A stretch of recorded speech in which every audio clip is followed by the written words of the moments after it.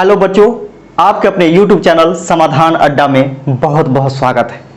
बच्चों, आज के इस वीडियो में आप सीखने वाले हैं कुछ महत्वपूर्ण नियम। इससे पहले मैंने सम संख्या, विषम संख्या, परिमेय संख्या, अभाज्य संख्या, सह अभाज्य संख्या, जुड़वाभाज्य संख्या, ये सभी के बारे में पूरा बेसिक से मैंने बतलाया है। उस वीडियो को आप नहीं देखे होंगे तो इस वीडियो के डिस्क्रिप्शन बॉक्स में चले जाइएगा और वहां से उस वीडियो का आपका लिंक प्राप्त हो जाएगा, वहां से आप देख सकते हैं उसे। और इसमें हम लोग पढ़ेंगे इस वीडियो में कुछ महत्वपूर्ण नियम जो कि कौन कौन क्लास के बच्चे पढ़ सकते हैं। आप पढ़ा रहे हैं या फिर पढ़ रहे हैं, उससे कोई फर्क नहीं पड़ता है। आपके लिए बहुत ही ज्यादा इंपॉर्टेंट वीडियो होने जा रहा है, तो वीडियो में शुरू से लेकर के अंत तक बने रहें। कोई भी वीडियो आप देखिए तो शुरू से लेकर के अंतिम तक देखिए, बहुत ही अच्छे अच्छे चीज इसमें समझाए गए हैं, दिखलाए गए हैं, चाहे वह कोई सा भी वीडियो।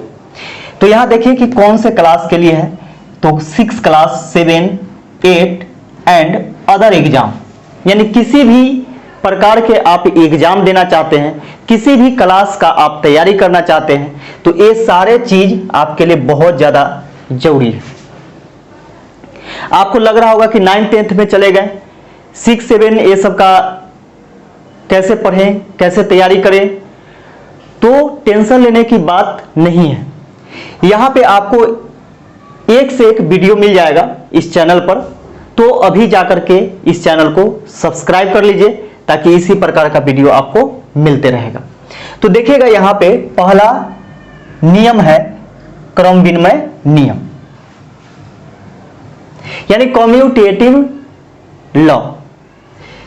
क्रम विनिमय नियम में हमें 2 प्रकार का प्रश्न पूछा जाता है या फिर दे दिया जाता है मिलान करने के लिए कि कौन क्रम विनिमय नियम इसमें से पालन करता है।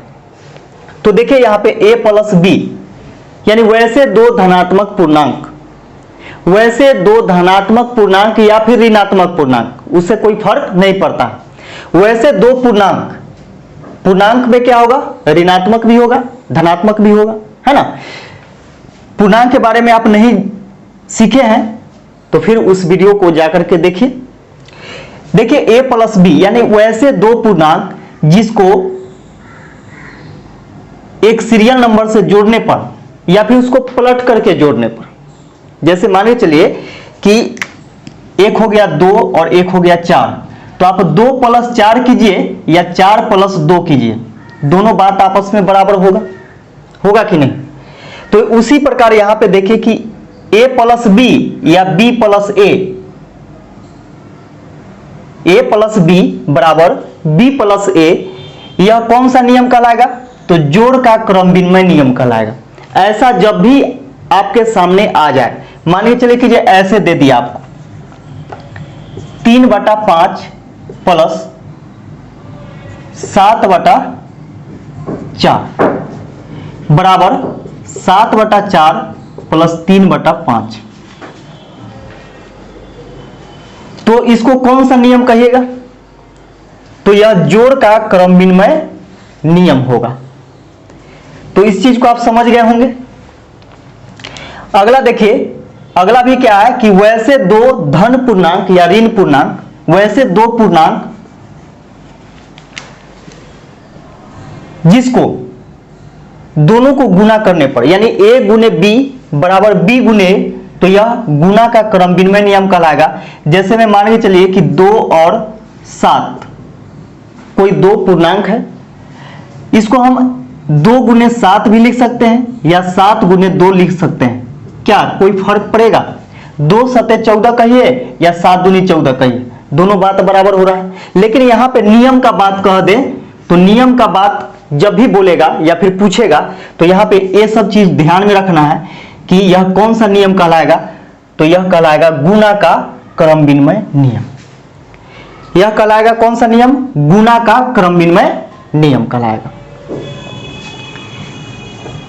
नोट में दिया गया है कि घटाव और भाग का क्रम विनिमय नियम नहीं होता है। घटाव और भाग का क्रम विनिमय नियम नहीं होता है। जैसे देखिए यहां पे कि यहां पे प्लस है, दोनों में प्लस है ना, तो यहां पे माइनस नहीं होगा। जैसे यहां पे हम लिखे हैं कि a प्लस बी बराबर b प्लस ए, तो ऐसे हम नहीं लिख सकते इसको कि a माइनस बी अब बराबर b माइनस ए, ऐसा नहीं लिखा जा सकता है, क्योंकि घटाव का क्रम विनिमय नियम नहीं होता है। या फिर हम इसको ऐसे भी नहीं लिख सकते हैं a भागे b बराबर b भागे a, ऐसे हम लोग नहीं लिख सकते हैं। यानी घटाव और भाग का क्रम विनिमय नियम नहीं होता है। यानी जो यहाँ पे चिन्ह होगा या तो प्लस में होगा और नहीं तो गुना में होगा, है ना। हाँ, अंक प्लस माइनस में हो सकता है।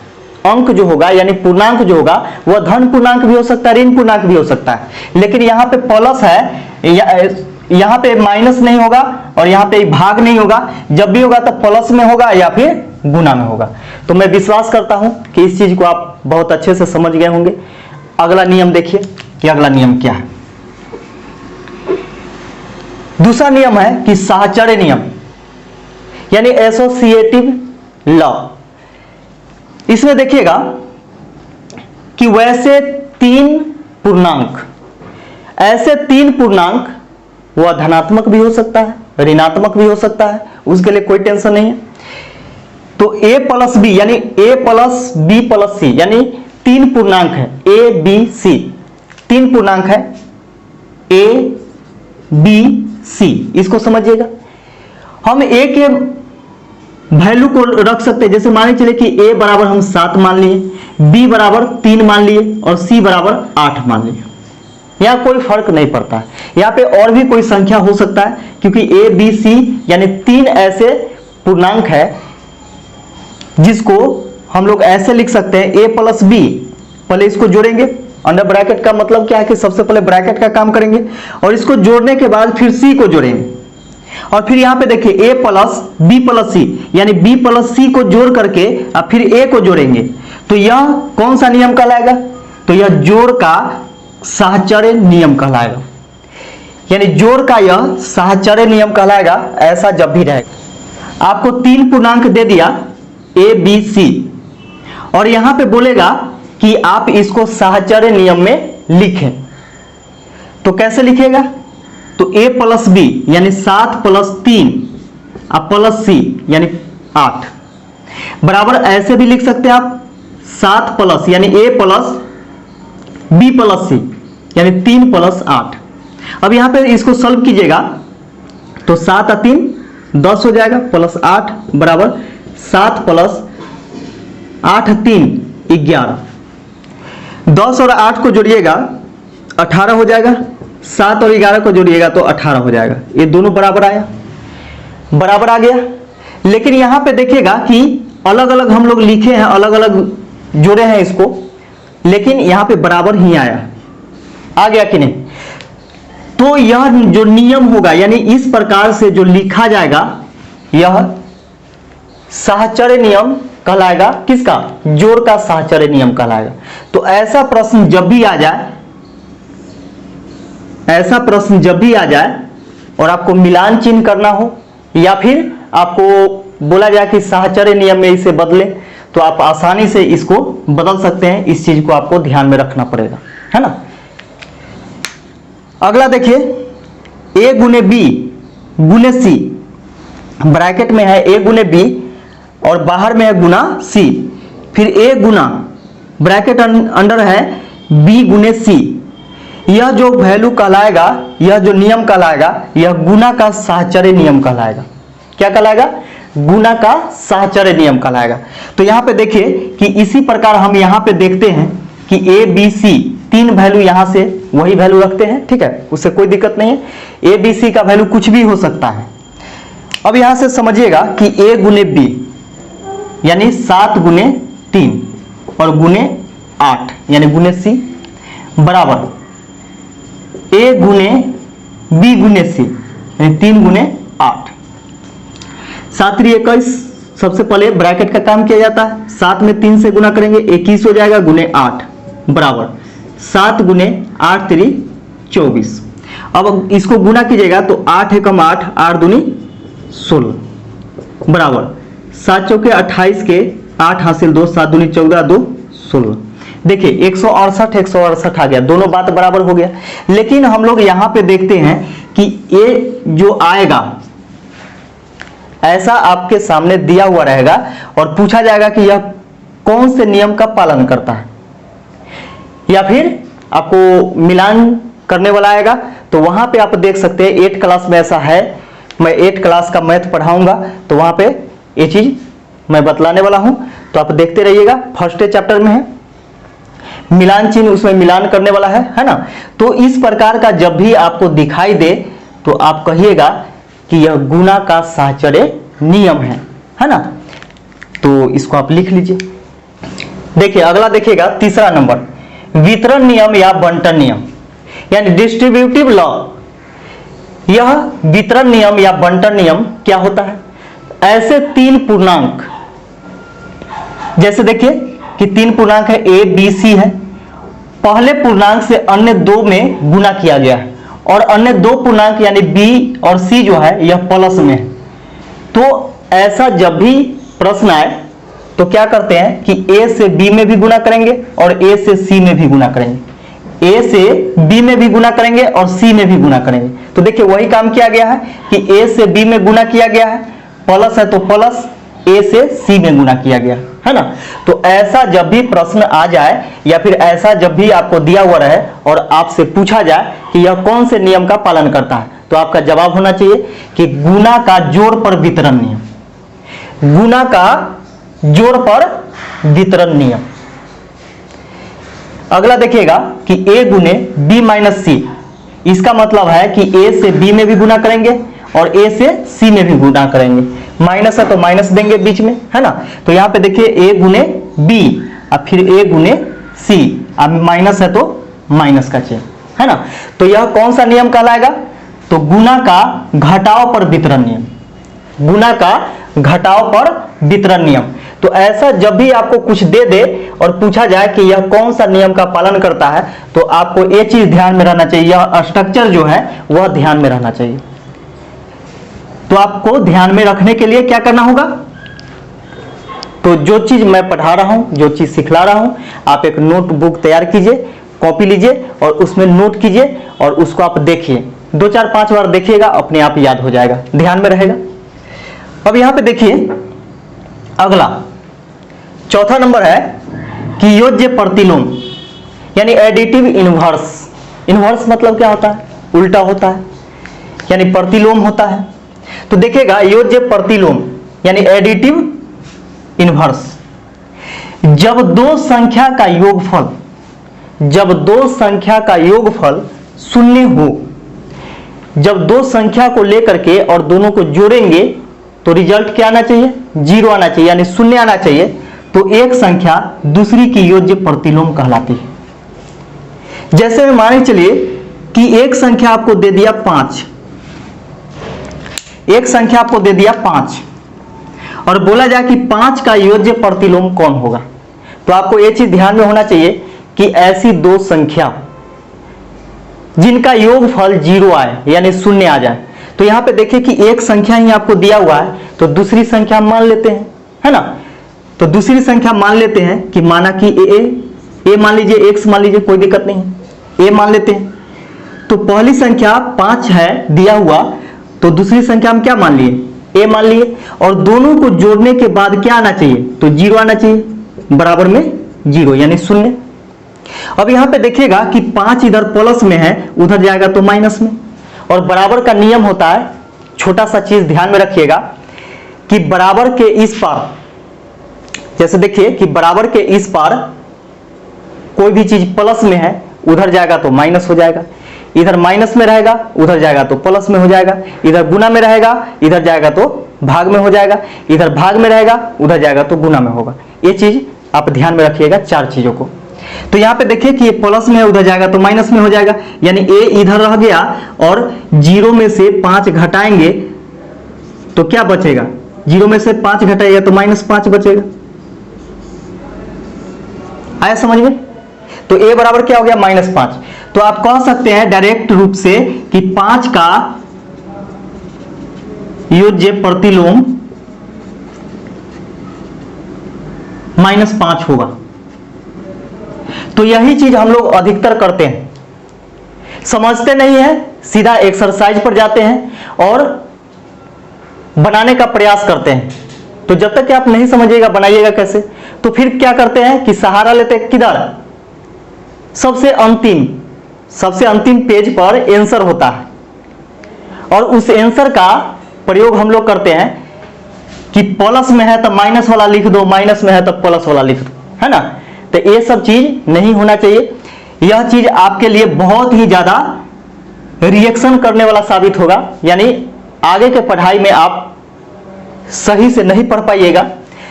तो मैं एक एक चीज कंप्लीट करके मैं पढ़ाता हूं। आप इस चैनल को सब्सक्राइब कर लीजिए, अभी तक के सब्सक्राइब नहीं किया है तो देखिए यहां पे 5 का योज्य प्रतिलोम क्या होगा, -5 होगा। लेकिन कैसे होगा, तो ऐसे होगा। अगर कोई संख्या आपको दे दिया गया और उसका बोलेगा कि योज्य प्रतिलोम ज्ञात करें, तो इस चीज को ध्यान में आपको रखना पड़ेगा कि एक संख्या दे दिया है तो दूसरी संख्या हम लोग x plus x y z कुछ भी मान सकते हैं ABCD में से, है ना। तो उसको दोनों को जोड़ करके और बराबर 0 आना चाहिए। अब यहां से हम लोग निकाल सकते हैं आसानी से। तो यह प्रक्रिया से बनाइएगा तो आपके जो शिक्षक होंगे वह आपसे बहुत ही ज्यादा खुश होंगे, क्योंकि आप पूरा प्रोसेस से बनाए। अगर यहां पे डायरेक्ट आप लिख देते हैं कि 5 का योज्य प्रतिलोम -5 होगा, डायरेक्ट आप लिख देते हैं तो वहां पे कुछ पता ही नहीं चलेगा कि आखिर आप आंसर में से लिखे हैं या फिर कहां से लिखे हैं। तो देखिए ये चीज को ध्यान में रखिएगा।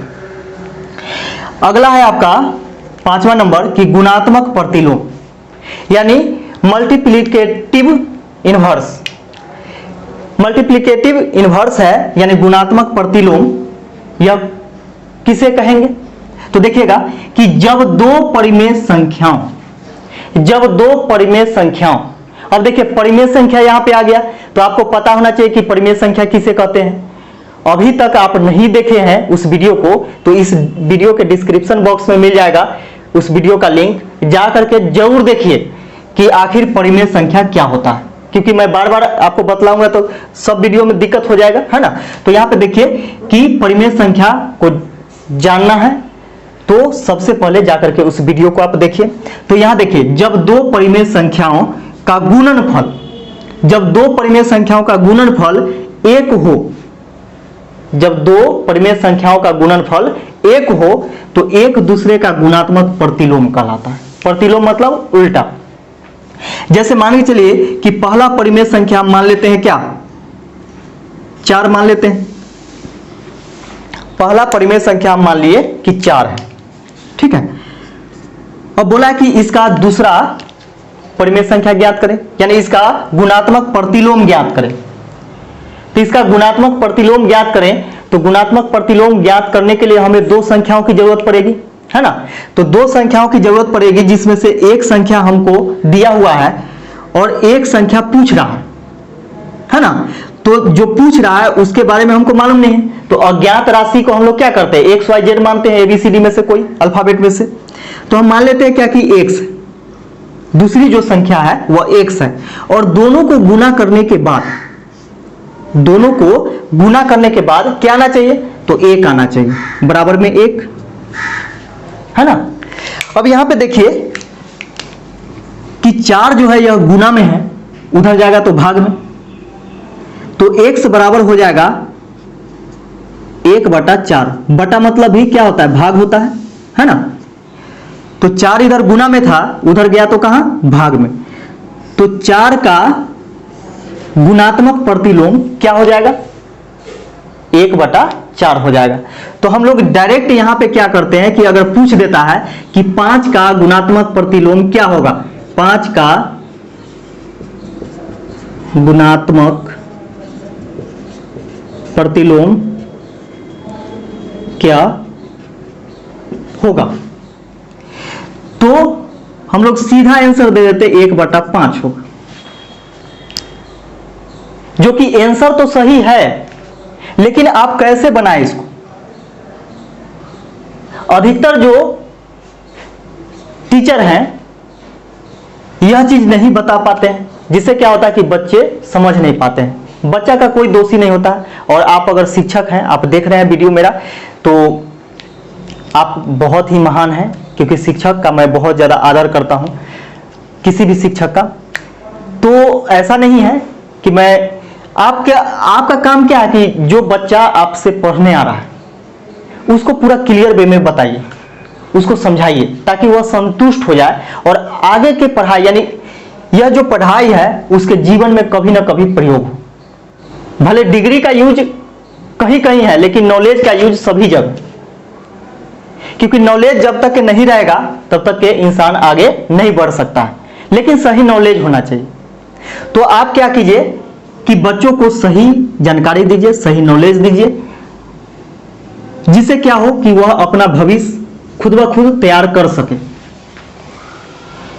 वहां पे क्या होता है कि वह बच्चा आंसर्स में से ही लिख करके ले आता है और हम उसको सही कर देते हैं। तो बच्चा गलत नहीं है, गलत हम लोग हैं कि उसके गलती को भी हम लोग क्या करते हैं कि छिपा देते हैं, जिससे क्या होता है कि उसको पता ही नहीं चलता है कि हम सही लिखे हैं, गलती लिखे हैं, कैसे बना है, क्या है नहीं। तो कुछ ऐसे प्रोसेस होते हैं या फिर जो नियम है, तो नियम क्यों बनाया गया है, आखिर इसका क्या यूज होने वाला है लाइफ में, तो ये सब चीजों को आप समझाइए। और मैं भी प्रयास करता हूं कि कुछ ऐसे ऐसे चीज लेकर के आऊं ताकि बच्चे अच्छे से समझ सकते हैं। यदि आप पढ़ा रहे हैं तो आप अच्छे से पढ़ा सकते हैं। और मेरा एक YouTube चैनल है मैथ्स हंगामा, जिस पर मैं कंपटीशन का मैथ और रीजनिंग का क्लास लेता हूं। अगर उस चैनल पर आप विजिट करना चाहते हैं तो जाकर के विजिट कीजिए। अगर अच्छा लगेगा तब चैनल को सब्सक्राइब कर दीजिएगा। आगे देखिएगा, अगला है छठा नंबर कि संवरक का गुण यानी क्लोजर प्रॉपर्टी। दो वास्तविक संख्याओं का योगफल एवं गुणनफल हमेशा वास्तविक संख्या होता है। यानी दो वास्तविक संख्याओं का गुणनफल या योगफल जो आता है यानी जो प्राप्त होता है वह हमेशा वास्तविक संख्या होता है। सबसे पहले यहां पे समझ लीजिए वास्तविक संख्या किसे कहेंगे। तो यहां पे आप देखिएगा कि यह संख्या रेखा है, यह संख्या रेखा हो गया। संख्या रेखा पर आप देखिएगा कि जीरो के दाहिने तरफ प्लस में होता है, जीरो के दाहिने तरफ प्लस में लिखा जाता है 1 2 3 4 up to dot dot infinite, अनंत तक के लिख सकते हैं। और जीरो के बाएं तरफ माइनस में लिखते हैं -1 -2 -3 -4 up to dot dot minus में इनफाइनाइट यानी इन्फिनिटिव तक लिख सकते हैं। ये सभी संख्या क्या है, वास्तविक संख्या है। अब इसमें आप देखिएगा कि परिमेय संख्या और अपरिमेय संख्या, एक होता है परिमेय संख्या और दूसरा होता है अपरिमेय संख्या। परिमेय संख्या और अपरिमेय संख्या दोनों को सम्मिलित रूप से, परिमेय संख्या और अपरिमेय संख्या दोनों को एक साथ मिला दिया जाए तो वह वास्तविक संख्या बन जाता है। वह जो बन जाता है वह वास्तविक संख्या बन जाता है। जैसे माने चलिए कि यहां पे हम 4 लिखते हैं और यहां पे लिखते हैं √2। √2 क्या है, अपरिमेय संख्या है। और यहां पे ये कौन सा संख्या, 4 परिमेय संख्या है। दोनों को हम गुना करेंगे तो यह आ जाएगा 4√2। जो 4√2 आया वो भी यह वास्तविक संख्या है। ये 4√2 जो है यह वास्तविक संख्या आया, क्योंकि हम लोग जानते हैं कि परिमेय संख्या और अपरिमेय संख्या दोनों को शामिल कर दिया जाता है यानी सम्मिलित कर दिया जाता है। तो दोनों के सम्मिलित रूप को क्या कहा जाता है, वास्तविक संख्या कहलाता है। तो 4 भी वास्तविक संख्या है, √2 भी वास्तविक संख्या है और 4√2 जो प्राप्त हुआ वो भी क्या है, वास्तविक संख्या है। तो आपको वास्तविक संख्या समझ में आ गया होगा। यहां पे देखिए जैसे में कि a + b = c है, यानी a और b को जोड़ेंगे तो कुछ ना कुछ प्राप्त होगा यानी c प्राप्त होगा। तो a और b यहां पे वास्तविक संख्या था और जो प्राप्त हुआ यानी c जो है वो भी वास्तविक संख्या है। उसी प्रकार देखिएगा कि d × e = f, यानी d कोई संख्या है और e भी कोई संख्या है और दोनों को गुना करते हैं तो f एक तीसरी संख्या प्राप्त हो रही है। तो यहां देखिएगा कि d और e दोनों को गुना कर रहे हैं तो f प्राप्त हो रहा है। तो d और e वास्तविक संख्या है तो f भी क्या है, वास्तविक संख्या ही होगा। जैसे आप देखिएगा यहां पे, जहां A, B, C, D, E, F सभी क्या है, वास्तविक संख्या है। तो इस वीडियो में बस इतना ही। मैं विश्वास करता हूं कि आपको बहुत अच्छे से समझ में आया होगा। वीडियो देखने के लिए आप सभी को बहुत बहुत धन्यवाद।